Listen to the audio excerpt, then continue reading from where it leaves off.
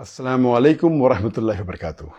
May peace, mercy, and blessings of Almighty God be on all of you.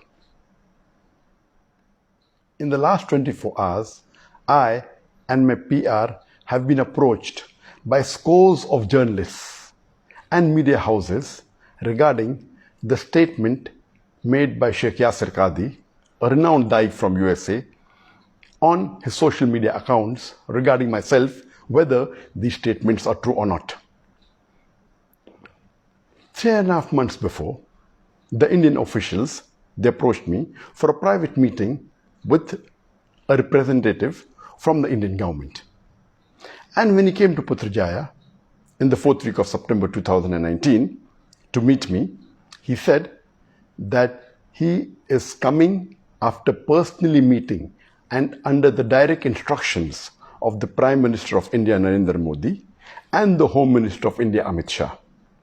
And he said that he wanted to remove the misconceptions and the miscommunication that is there between myself and the Indian government, and he wants to provide me a safe passage to India.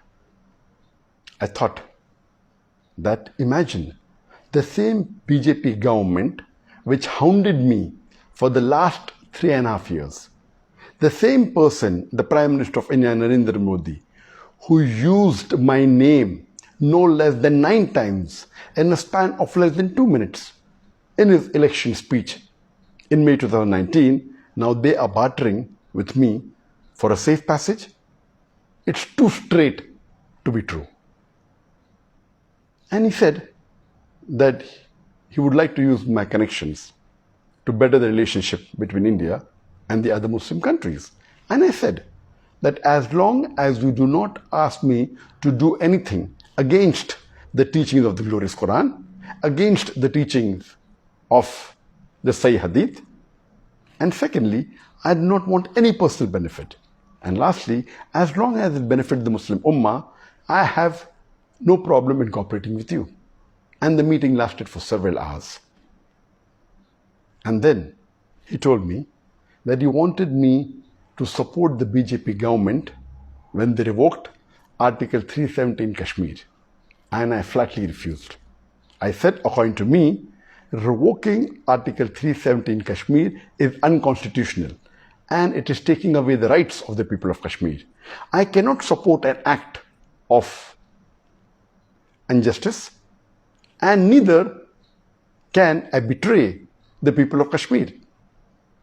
And when he realized that I will not support any act of injustice, he said that he has no problem even if I speak against any agencies of India, whether it be the NIA, whether it be the ED, whether it be the police, but I should not specifically speak against the BJP government and against Narendra Modi. And I told him that according to me, the NIA, the ED, they are not to blame. They are just following their political bosses and they're being forced to do what they're doing. And I'm not here to speak against any government.